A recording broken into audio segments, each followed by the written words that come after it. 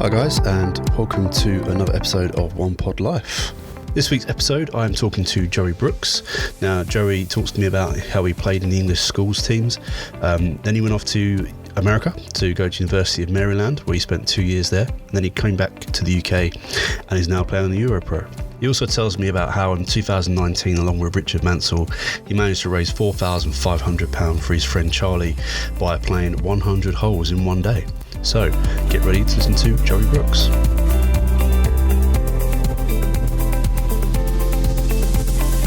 So the biggest question I always start with is, where did it all start when you started playing golf? I started playing at the age of 3. Okay. So really young. My dad played. Never had a handicap or anything like that, but used to take me to the driving range and loved it really. Okay. Yeah, just from there, I joined my first golf club, Canonsbrook, over in Harlow. I've been a member at Canonsbrook. Yeah. So loved it over there, and then just kind of worked my way up and played county golf, got into a couple of the England squads, and then went over to America and then turned pro. Yeah, I noticed that. So yeah, we'll come on to those later. But I guess from the age of 3, and what age was you when you joined Canonsbrook? I'm guessing you must have been a teenager by that point. No, I was. So I never really joined there. So I used to have lessons there and used to play in like the junior stuff. Okay. But that was from the age of sort of 6 or 7. Right, okay. I think. And then I was having lessons there, up until probably the age of about 10.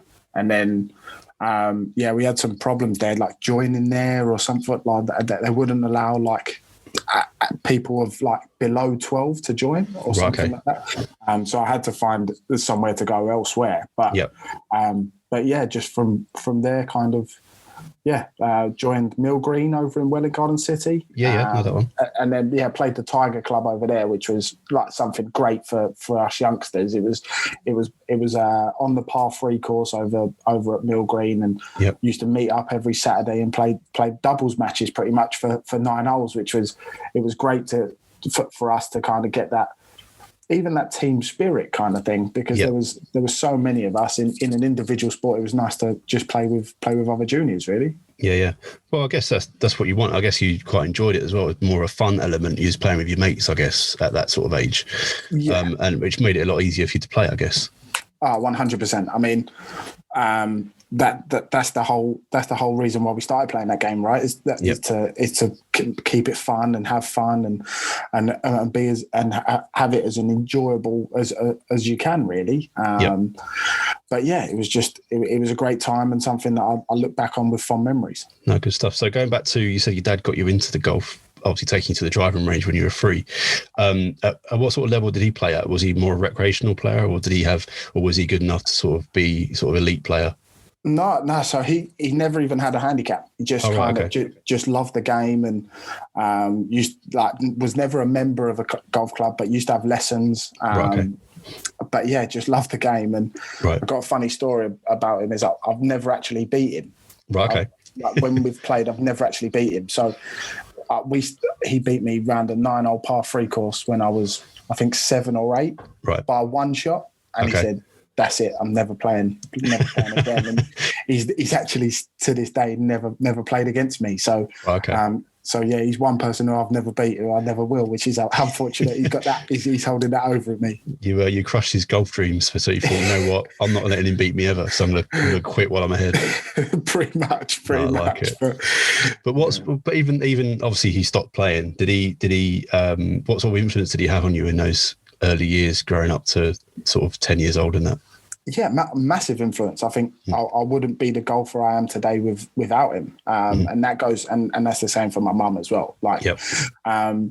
Even at that age, I started playing sort of junior opens at the age of sort of 10. And even from them, driving me to places. Like mum used to say the story to her friends is like, oh, you've been to so many great places in the country.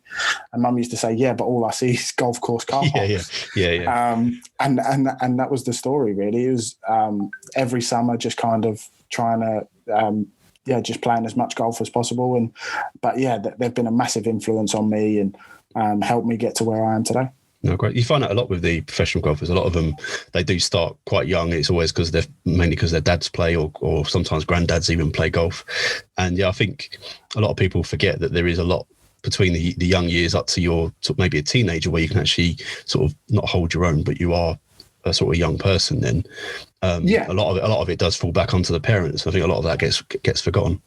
Yeah, and I think with golf as well it's a sport where anyone at any level can play together, right? Yep. It's probably the only sport in the world that you can do that and actually have a good game. Yeah. And I think me going and playing with adults from the age of sort of 10, 11 was great for me in understanding how to play this game and how to be a man. And I think that's what helped me become an adult a little bit quicker than probably most of my friends did who didn't play golf. Yeah. No, great stuff. I won't remember the quote, but I do remember a quote being that you do grow up on a golf course or something like that. I can't remember who it was by, but yeah, you're right. You do grow up pretty quick. I guess at that age, you need to learn how to not only hold your emotions, but how to conduct yourself in front of all these people as well. 100%. I think that's a massive thing that golf teaches you. Is how to act in front of people, and you get that from such a young age, because it's like, well, I'll talk about my experiences from the age of sort of 12. I was playing in men's medals at the club and men's competitions, and if you're not holding your own or holding your emotions and acting like a golfer out in the golf course, these guys are not going to want to play with you. So no, of course not. So yeah, you do grow up quite quickly on the golf course. Oh, good stuff. Right. So you went to, is it Mill Green, you said? Yeah, went to Mill Green. You went to Mill Green. You started playing in the men's tournaments, like you just said. And obviously there, over that period of time, you then, like you said, developed into playing for the English schools. So again, talk me through that process and that experience of just obviously playing for your club and then working your way up to the English schools. How does that happen? Yeah, so I was playing at the club and playing for the junior team up at Mill Green, and then got invited to do some county training day, which they were picking the under 14 squad for that, and I think I was 10 at the time. And yeah, I luckily got into that and started playing for the county, and started getting picked for the under 14s quite regularly. And then, as you said, played England schools, and I unfortunately didn't actually play the tournament, the actual England, the match that I got selected for the England schools. All right, okay. Because I was in America at the time, so I'd just gone over to college. But so I won the Rose Bowl, which is like the Hertfordshire schools. Yeah. At the time, it was at my home club as well. So I just moved to Brickenden Grange. Right. Okay. Yeah. So it was at Brickenden. Luckily, home track, home advantage, won that, and then went to the Nationals, which was actually in Enfield. So it was lucky I didn't have to travel very far.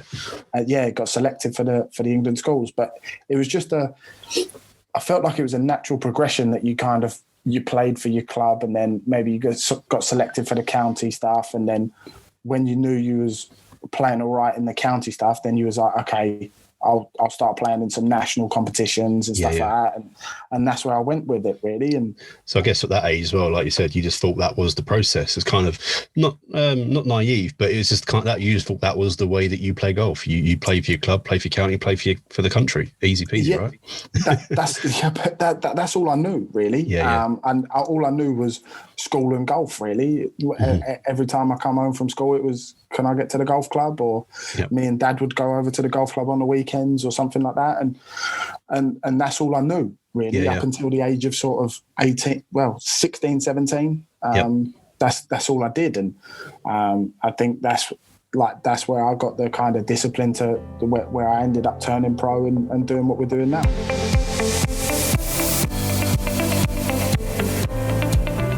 Okay, so a shame you couldn't play in that the final tournaments, but like you said, you were actually at college, and correct me if I'm wrong, but that college was over in America, and you actually went to University of Maryland. So, two questions: one, how did that come about that you went to college in America, and the decision for it? And then secondly, again, what was the experience like compared to playing golf in the UK? Yeah, so at the age of sort of, I want to say 14, 15, I knew a couple of guys who had already gone out to America. Okay. And spoken to them, and I saw that was as we were talking before, the natural progression is you play for your country and then you go out there and you test yourself against the best players of that sort of your generation. Yep. Because they're all going to college, right? So, so I got in touch with a company and we did a YouTube video and sent it out to all these different coaches, and Maryland come back and went on a visit, loved the place, loved the team, loved the coach, and signed on the dotted line pretty much straight there and then. It was the best experience of my life. Okay. 2.5 years out there was unbelievable. Golf and the social side of it. I have friends that I'll have for life over there, and can't wait to go back and see them. But the golf is slightly different. I was going to ask you what if you could pick one main thing that's the differences between European golf, shall we say, and American golf. What would you say that was? I think it's two together. I think length of the golf courses is ridiculous compared to over here. Like the average golf course over here is 6,500 yards. Yep. Quite a few irons off tees, small greens and everything like that. Over there, if you get a 6,500 yard golf course, you're probably playing off the front tees. Yep. It's most golf courses that we was playing at college level was 7,000 plus. Right. Okay. Past 71s, past 70s. And the second thing is guys are still going stupid low. Like 63s, 64s every day in, day out. And that's what it teaches you out there. It teaches you that if you're shooting level par, you're going backwards. And I think that was my first real eye opener into almost professional golf. Yep. Is because you play a lot of England tournaments and a lot of British tournaments where level par is amazing. Because the golf courses are so tough, level par is like the be all and end all. If you shoot level par, you're going to be in with a shot of winning. Where over there, if you're shooting level par, you're probably not getting picked out for your team for the next event because you're not contributing to the team. That was a big eye opener, but definitely the experience was unbelievable. Slightly on that topic then, do you think that's because I know you said the golf courses are harder over here than they are in America, but do you also think it's to do with conditions and weather? Because I guess I don't know what the weather's like in Maryland, or University of Maryland, wherever, I can't remember whereabouts that is, but do you think that's a factor as well? And the type of grass we're playing on? I don't know. I think it is to a certain degree. But I also think it's mentality. Right. Okay.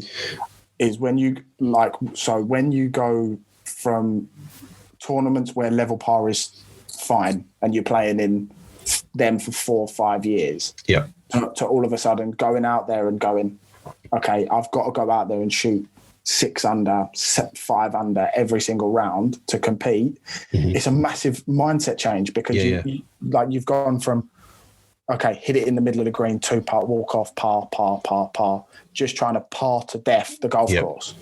To then go into, okay, let's see how many birdies I can make. It's a massive mental change, and I think that's why we see, probably not as much now, but sort of 10 years ago, not many English guys played well their first year out in America. Yep.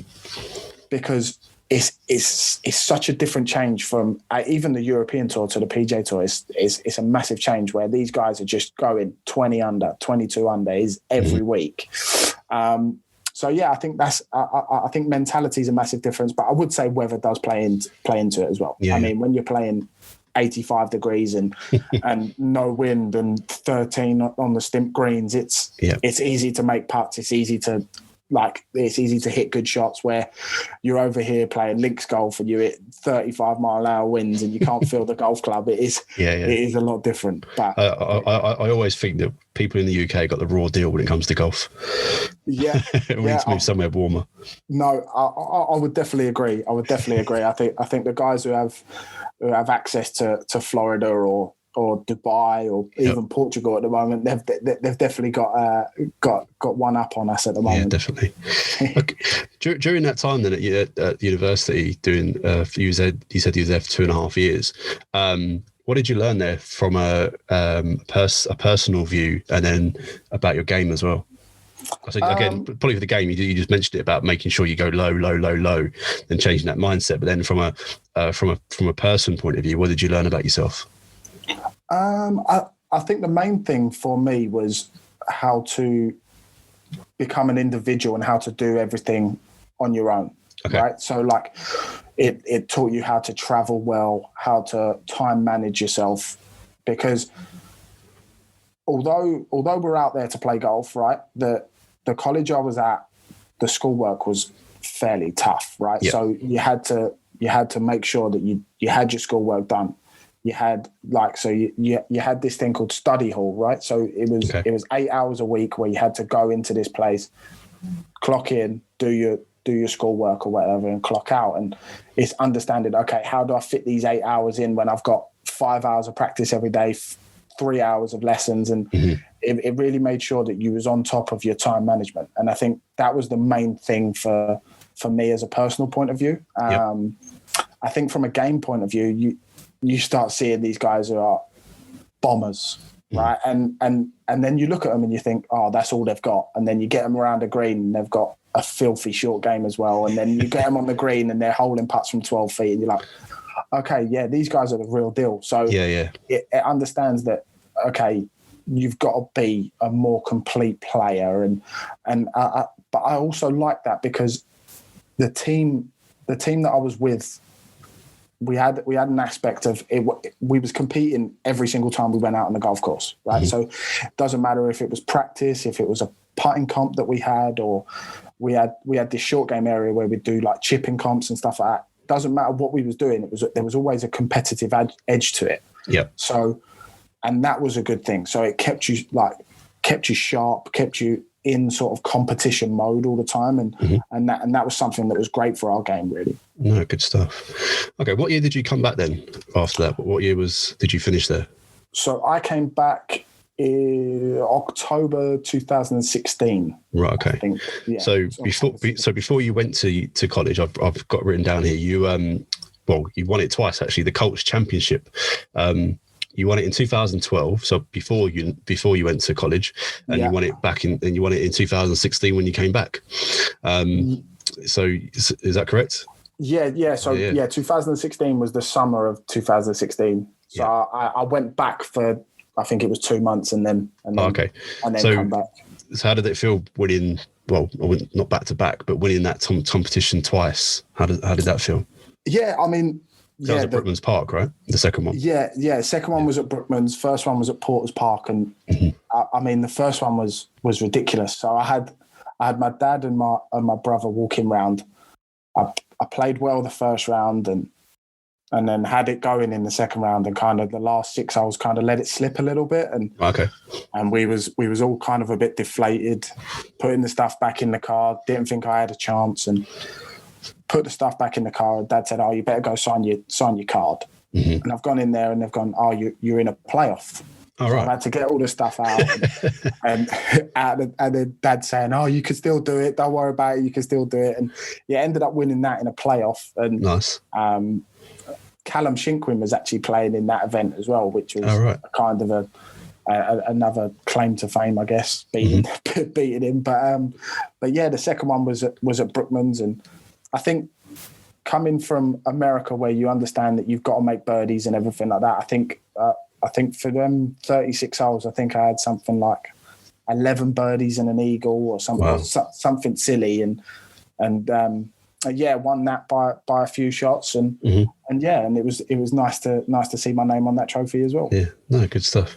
And kind of, I guess, cemented the 2 years in America were actually worthwhile, because you can actually then, like you said, take that mentality of going low, and bring it back to the UK and destroy the field, I guess, as well. Yeah, and I think that's what a lot of people do is a lot of people get in their own way, whether that's a 24 handicapper shooting under 90 for the first time, or a pro go and try and shoot 7-8 under. It's the same thing. You kind of get to that 13th, 14th hole and you start going, oh, I've got a chance here. Yep. Start overthinking things and getting in your own way. And I think it's so easy to do that. And it's understanding, okay, it's just another shot. Mm-hmm. It's just another hole.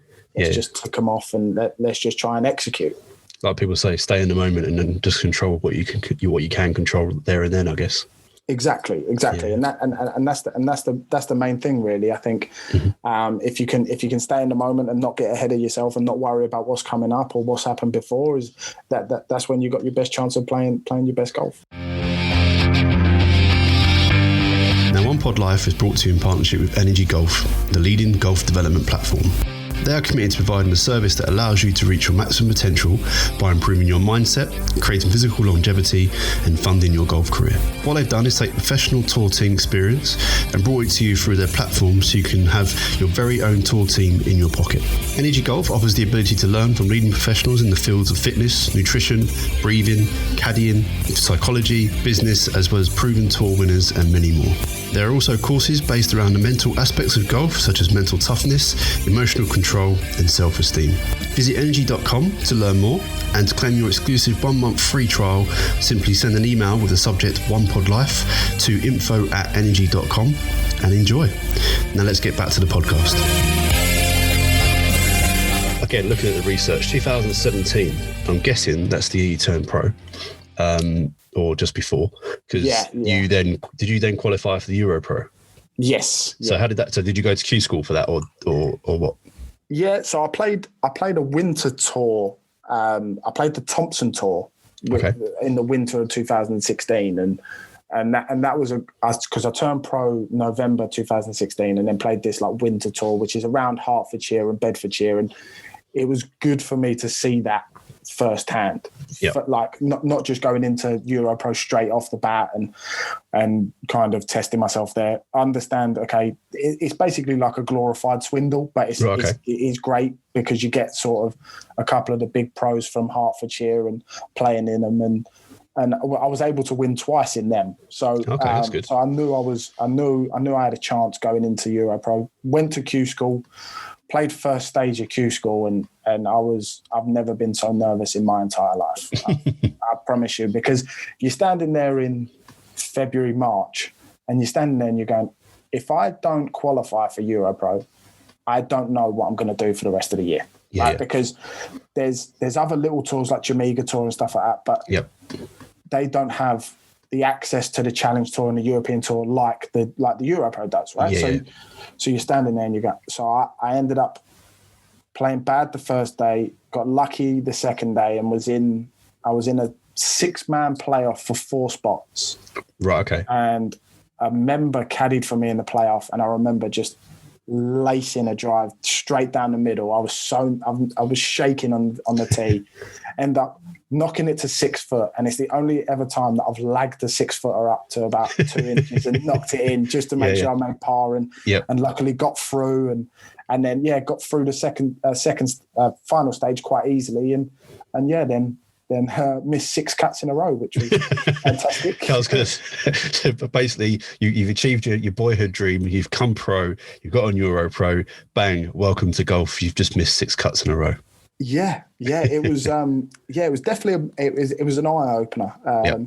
Again, understanding how to time manage yourself. I wasn't doing it properly. I wasn't doing it very well. I wasn't using my time as productively as possible. Yep. And then kind of got it going a little bit in that summer.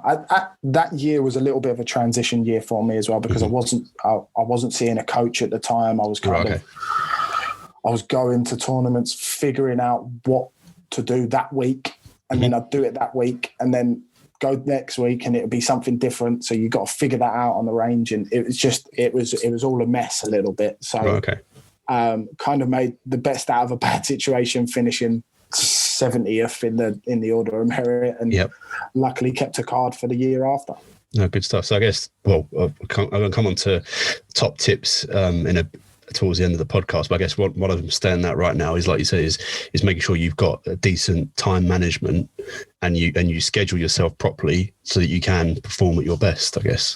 Yeah, 100%. And when I talk about time management, I don't mean that you have to go 9 a.m. you're doing this, 10 a.m. you're doing this, but understand what you want to get done during that day, and don't stop in that day until you get that done. Right, so whether that means you go and hit balls at 3 o'clock or you go and hit balls at 6:30 in the morning, it doesn't matter as long as you get it done. Getting everything done. So a lot of people work well when they've got structure, where it's like, okay, 9 a.m., 10 a.m., 11 a.m., this is what I'm going to do. But some people work on, okay, I will get it done, but get it done that day. Don't leave until you've got that done. Good stuff. And then I guess, again, correct me if I'm wrong, but from what I've seen, you've managed to stay on the EuroPro, keep your card every year since, from the looks of it. Have you then managed to get up to go Q school for like the Challenge Tour and stuff like that? Have you ever had a chance to play on the Challenge Tour?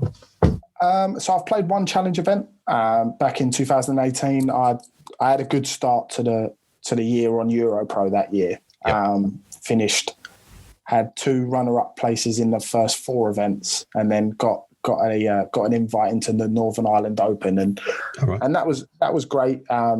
As I said, back end of 2017, start of 2018, I started seeing a new coach, who's literally just the assistant up at my place, Lee Norcott, and that's kind of changed my game a lot, really. So got the chance to play in the Northern Ireland Open. Was fantastic, fantastic experience. Being on the range again next to Ollie Wilson, nice, former Ryder Cupper, and it was great to see. Listen, I'm as good as these players. It's not like I'm playing a pro-am with them and I'm playing on the Wednesday. I'm supposed to be here. So massive eye opener, massive learning curve. But the massive goal is to try and get off this EuroPro Tour this year. I was going to say, probably gave you a bit of a taste of what you could have, and you want to get there and make sure you can do it. 100%. So okay, I guess one of your goals this year then is to either qualify for the Order of Merit or get through on Q School, I guess. I mean, the main goal is to win the EuroPro Order of Merit. I mean, if you're fair enough. But at the same time, I say it to anyone. I said, if you're not trying to be the best in what you're trying to do, then why are you doing it? No, you're correct. Absolutely correct. So that's my goal for this year. I feel like my game is in a completely. I mean, we haven't played a EuroPro since the back end of 2019, and I was struggling with injuries then. I was struggling with my weight a little bit as well. Like had a few problems with that, and I feel like we're in a massively different place to what we was then. So why can't we kick on and move up? So you've used this time very wisely then. I mean that first lockdown, it was okay. How can I make myself better? I'm going to be indoors for 10 weeks, and my dad's clinically vulnerable as well. So it massively stopped what I could do. So it was okay. How can I use this time as wisely as possible? And ended up shifting 25 kilos, which was nice. Was good. And well done, mate. So just kind of changed my whole lifestyle, and hopefully it will stand me in good stead this year. Good stuff. Well, we'll finish off this part of the podcast with one thing I saw that in 2019, you and Richard Mansell, I've actually spoken to him. I didn't realise he did this, but I would have spoke to him about it. You both raised £4,500 for your friend Charlie by playing 100 holes in one day at the Bew Desert Classic. You did play alternate shots, but still, that is some achievement to play 100 holes in one day. The questions was going to be one. What were you doing it for Charlie's? I couldn't really see what it was actually doing it for. And then secondly, how did you find playing 100 holes in one day? So my pal Charlie had sort of an aneurysm in his brain. He was in intensive care. Then he was in a hospital for neurology up in London, and it didn't look good at one point. And I've known Charlie for 10, 12 years, and used to play county golf with him, used to play club golf with him, was really close with him. And it was such a shame to see. I mean, you would never expect it to happen to anyone, let alone one of your close friends. And we stood. Mansell knows him because Mansell he's caddied for Mansell a couple of times, and he's played the European father and son over in Portugal or Spain I think, with him and stuff like that. So. So we spoke about it. It was an off week on our EuroPro. So, so we was like, well, what can we do? And the decision was to play 100 holes, and that was probably the hardest day. That's like 14 hours or something, isn't it? But I just remember starting off and we got sort of 2 rounds done in. I want to say we did 2 rounds in about 3 hours. Okay. 3.5 hours. And you think, nah, you've got sort of like 64 holes left, and you're like, we haven't even got over the halfway period yet. And then it started raining, and then, nice. But no, it was a great day for a great cause, and luckily Charlie's doing fantastic now, and that's good to hear. Anything we could do to help was great. So no, good stuff. Well, again, Joe, that was great little insight into who you are, what you've been going through since you were 3 years old. Fantastic. And some real, like you said, some real good life lessons in there for when you went over to America and came back. And I'm glad you've managed to stay on the EuroPro. Obviously, I want to see you get off it now. And like you said, win that Order of Merit and move up the ranks. So congratulations on that.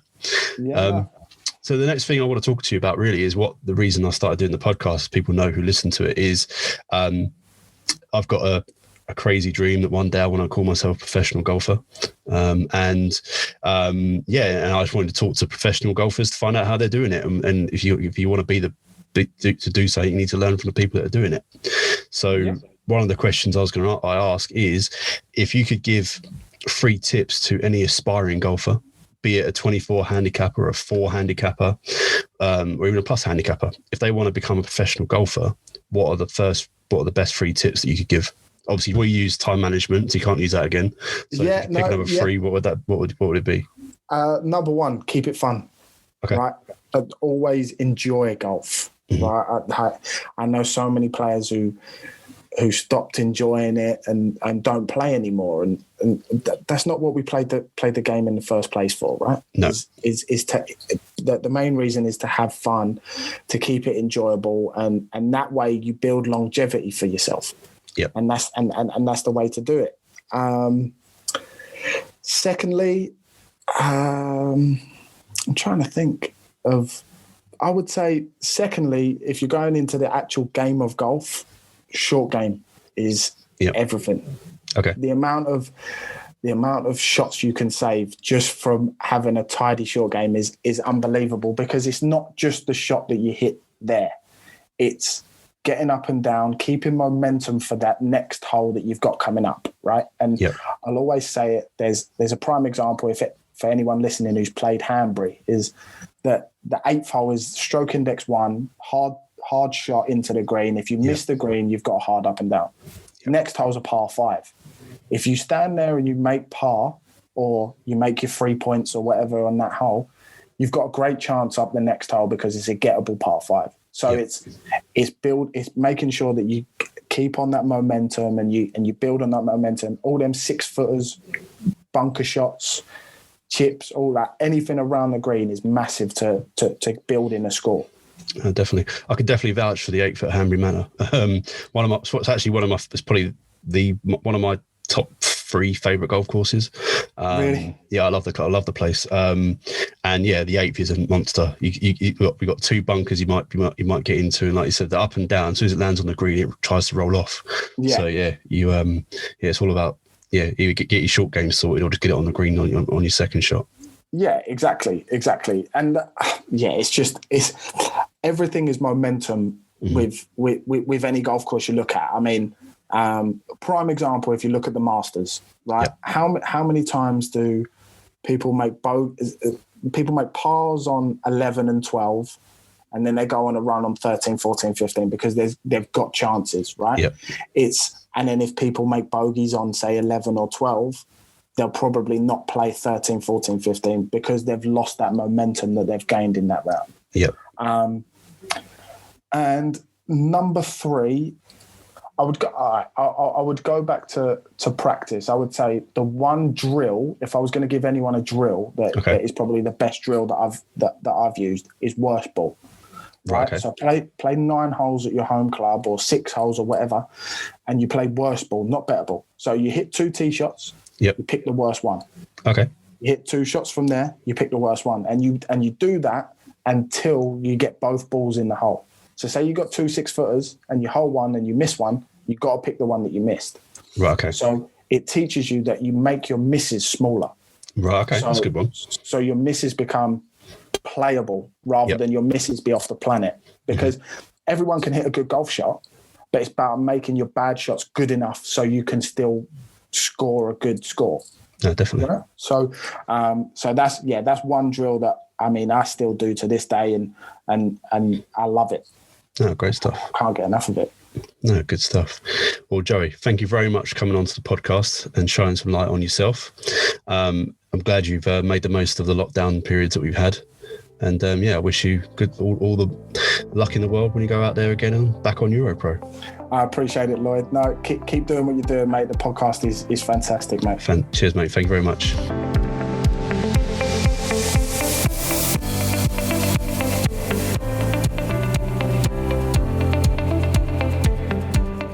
So a massive thank you to Joey for coming on and talking to me about his career so far and his plans for the rest of the year, moving into the season when it starts. Now, again, to you guys, thank you for listening to the podcast. I hope you're really enjoying the guys that I'm speaking to at the moment. And it doesn't stop there. I've got quite a few people lined up now, and hopefully I can bring you a few more big names in the future. So yeah, watch this space. Now, don't forget, you can follow me over on Instagram at OnePuttLife, and I hope you guys are getting ready for the start of the season again at the end of March. I know I am, and we're all going to have a good season. Thank you for listening, and speak to you again soon.